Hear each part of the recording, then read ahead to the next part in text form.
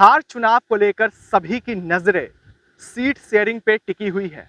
चाहे बात कर ली जाए महागठबंधन या एनडीए की, जो सीट शेयरिंग का जो फॉर्मूला है वो फिट नहीं बैठ पा रहा है। एनडीए की बात करेंगे, एनडीए में चिराग पासवान की जो नाराजगी है वो दिन पे दिन बढ़ते चली जा रही है। चिराग पासवान ने यहां तक नीतीश कुमार ने जो ऐलान किया था 7 निश्चय पार्ट 2 के बारे में, उससे भी ढकोसला बता दिया है। चिराग पासवान यानी लोजपा का कहना है 7 निश्चय तो पहले के जो हैं वो पूरे नहीं हुए हैं और चुनावी स्टंट के कारण नीतीश कुमार ने 7 निश्चय पार्ट 2 का भी ऐलान जनता के सामने कर दिया है। तो इस चीज को लेकर चिराग पासवान के तरफ से बड़ा बयान सामने आया है, यानी लोजपा के तरफ से। अब बात कर लीजिए सीट शेयरिंग को लेकर, तो सीट शेयरिंग का जो फॉर्मूला है वो फिट नहीं बैठ पा रहा है। जो बीजेपी के नेता हैं वो लगातार इस मसले को सुलझाने में लगे हैं, लेकिन किसी भी तरह से कोई भी संभलने को और कोई भी रुकने को तैयार नहीं हो रहा है। जिस तरह से बात कर ली जाए तो बिहार के प्रभारी भूपेंद्र यादव और देवेंद्र फडणवीस जो है वो कल शाम में दिल्ली निकलते हैं। हाई लेवल की मीटिंग भी बुलाई जाती है, वहां पे चर्चा की जाती है। जो हॉट टॉपिक, हॉट मुद्दा है वो है चिराग पासवान, क्योंकि चिराग पासवान या लोजपा की बात कर लिया तो ये लोग रुकने को तैयार नहीं। यहाँ तक चिराग पासवान ने यह भी कह दिया था कि हम किसी के भी सामने झुकने वाले नहीं हैं।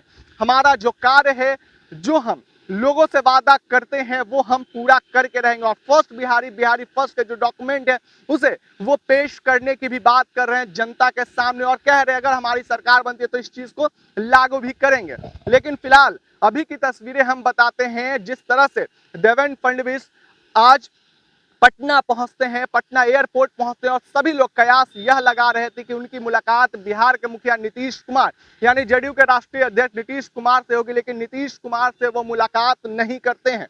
कोई भी जो मसला है वो सुलझने का नाम नहीं ले रहा, और दिन पे दिन जो ये विवाद है वो भी बढ़ते चला जा रहा है। दोनों पार्टियां, अगर लोजपा की बात कर ली जाए या जदयू की बात कर ली जाए, तो ये दोनों एक दूसरे पे तंज कसते चले जा रहे हैं। और ऐसे में जिस तरह से बिहार में विधानसभा चुनाव है, तो ऐसे में जो इस तरह के बातें सामने आ रही है वो कहीं ना कहीं सवाल और प्रश्न खड़े कर रहे हैं। फिलहाल देखिए ये तस्वीरें हम आपको सीएम आवास की दिखा रहे हैं। अभी कुछ देर पहले देवेंद्र फडणवीस जो है वो पटना एयरपोर्ट पहुंचते हैं, लेकिन उसके बाद सभी कयास ये लगा रहे थे, उनकी गाड़ी यहीं से गुजरती है, लेकिन देवेंद्र फडणवीस जो है वो नीतीश कुमार से मुलाकात नहीं करते। लेकिन इसको लेकर जो मीटिंग है लोजपा और जदयू के बीच जो अनबन बढ़ते चली जा रही है, इसको लेकर मीटिंग भी किया जा रहा है, बैठक भी हो रही है। बीजेपी जो है इस मसले को सुलझाने की कोशिश कर रही है, लेकिन ये जो मसला है वो संभलने का नाम नहीं ले रहा है।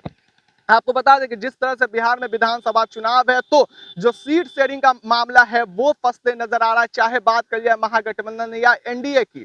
ऐसे में चुनाव को लेकर चिराग पासवान भी काफी इन दिनों एक्टिव रह रहे हैं, और यहां तक वो कोई भी समझौता करने को भी तैयार नहीं। उनका साफ कहना है कि हम लोग 143 सीटों पे अपने उम्मीदवार को उतारेंगे। तो ऐसे में एक साइड जो बीजेपी है वो सेफ हैंड है, लेकिन अगर जदयू के जहां से प्रत्याशी उतरेंगे तो वहां पे भी हो सके तो लोजपा प्रत्याशी उतारेगी, क्योंकि 143 की बात चिराग पासवान के तरफ से की जा रही है। हम के भी एंट्री जिस तरह से एनडीए में हो चुकी है, तो इन सबको लेकर चिराग पासवान जो है वो काफी खफा चल रहे थे काफी दिनों से। और बात कर लीजिए विधानसभा चुनाव के तारीखों का भी जिस तरह से ऐलान हुआ है, तो इस तरह से बयानबाजी भी जो है वो सामने आ रही है। तो अब देखना काफी दिलचस्प होगा कि लोजपा का क्या स्टैंड होता है। क्या लोजपा बिहार एनडीए के साथ होता है या एनडीए से अलग होकर वो अपने लोगों को उतारते हैं, ये तो वक्त ही बताएगा। ऐसे ही तमाम अपडेट्स आपको एचएस बिहार देते रहेगा। अभी के लिए फिलहाल इतना ही, नमस्कार।